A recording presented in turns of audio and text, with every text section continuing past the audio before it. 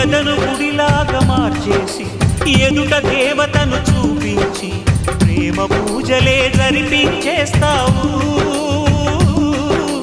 ఇంత మాయలో పడదోసేస్తావు.